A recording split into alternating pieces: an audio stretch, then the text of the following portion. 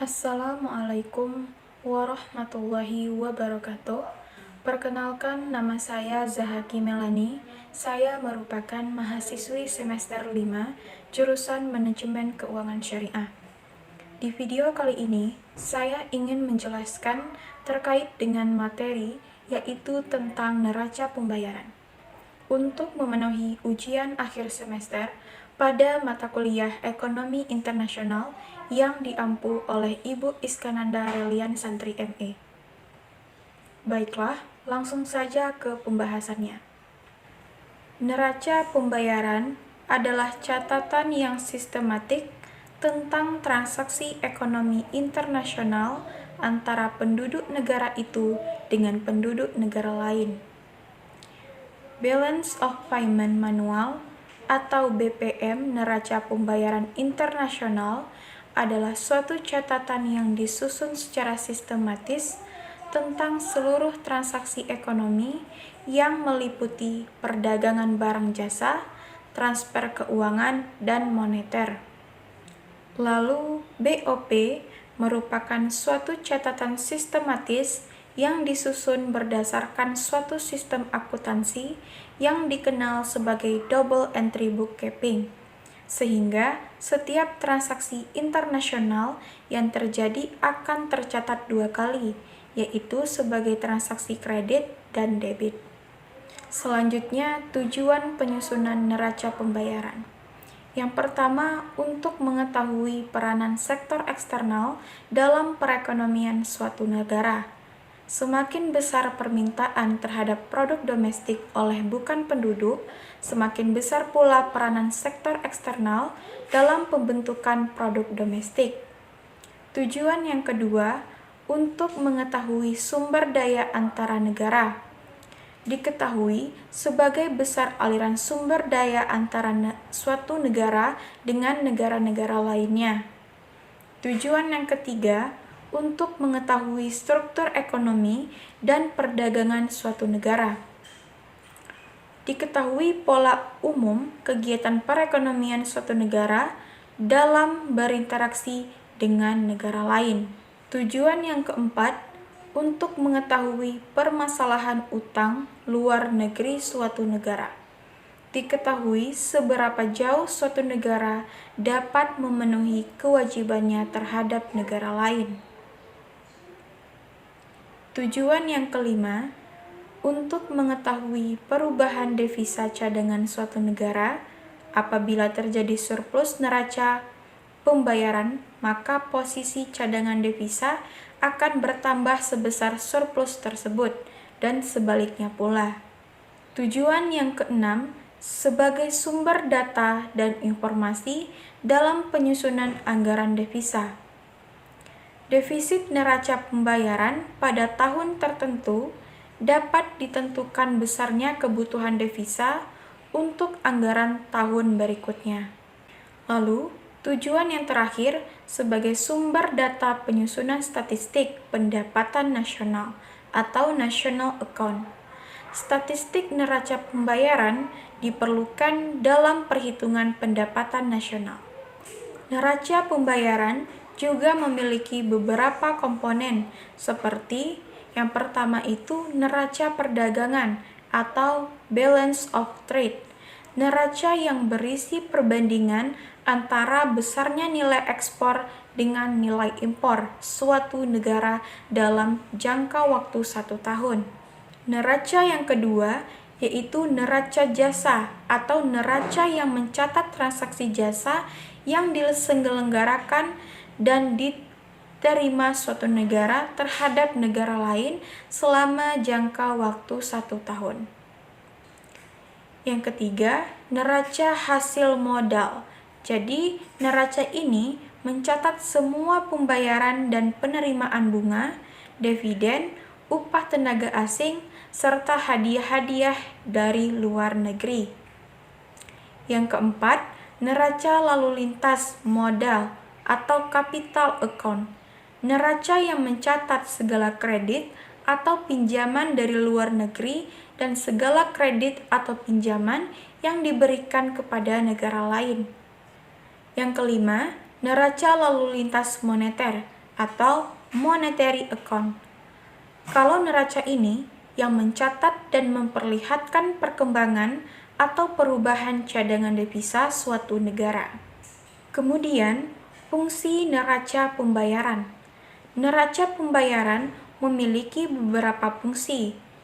Yang pertama, sebagai alat pembukuan mengenai jumlah barang dan jasa yang keluar atau masuk. Kemudian yang kedua, sebagai alat untuk mengukur kondisi ekonomi perdagangan internasional suatu negara. Yang ketiga, berfungsi untuk mendapatkan informasi rinci terkait dengan perdagangan luar negeri.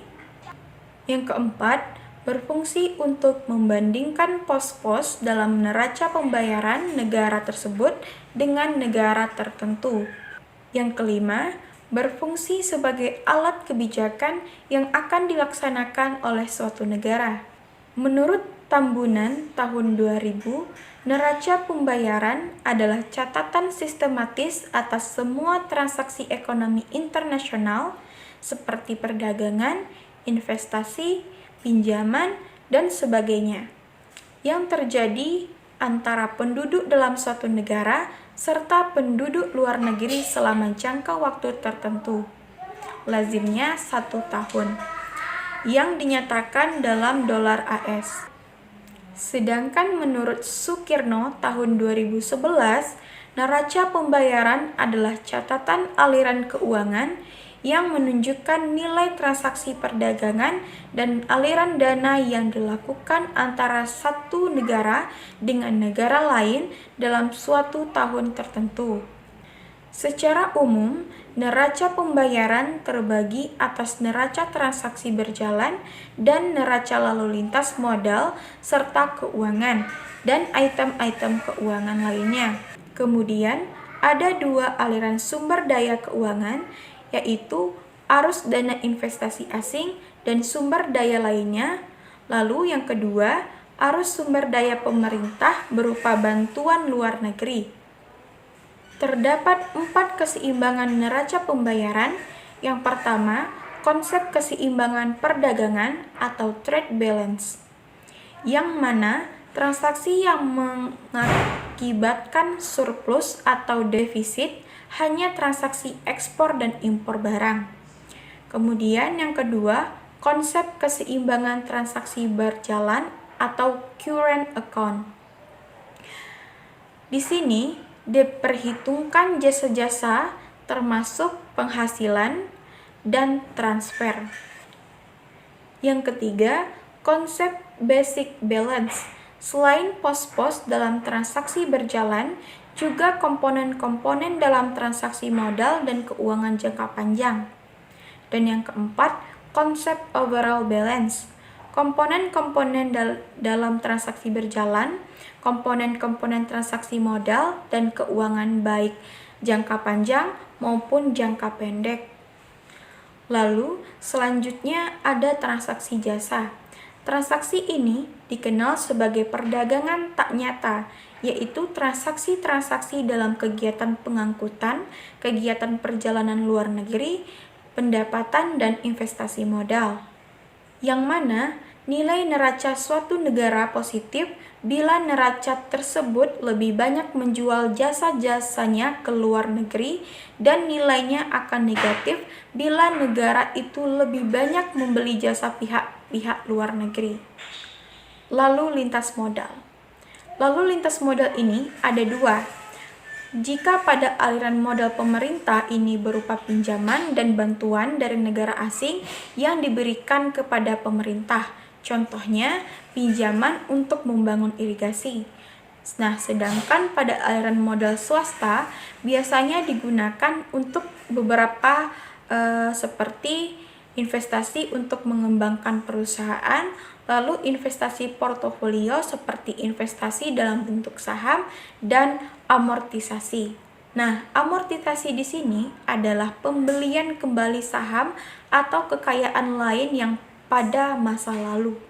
Lalu di sini terdapat potret perekonomian Indonesia pasca reformasi, yang mana kondisi neraca perdagangan barang yang paling tinggi growth and share-nya itu adalah pada tahun 2001 yang berada di kuadrat 1. Kondisi ini dipengaruhi oleh kondisi eksternal ekonomi global yang sangat mempengaruhi kinerja ekspor Indonesia. Walaupun mengalami penurunan, kinerja ekspor Indonesia terutama komoditas industri relatif lebih baik dibandingkan dengan negara ASEAN lainnya seperti Taiwan, Singapura, Malaysia, dan Korea Selatan. Struktur ekspor non-migas sebagaimana tahun sebelumnya masih didominasi oleh sektor industri yang mencapai 80% dari total ekspor non-migas. Kemudian diikuti oleh sektor pertambangan dan sektor pertanian. Lalu, nilai ekspor semen dan komoditas mengalami peningkatan, akan tetapi nilai impor total menurun akibat turunnya impor non-migas. Saya juga menampilkan cadangan devisa dari tahun ke tahun, yang mana kondisi cadangan devisa yang paling rendah growth and share-nya adalah pada tahun 2013.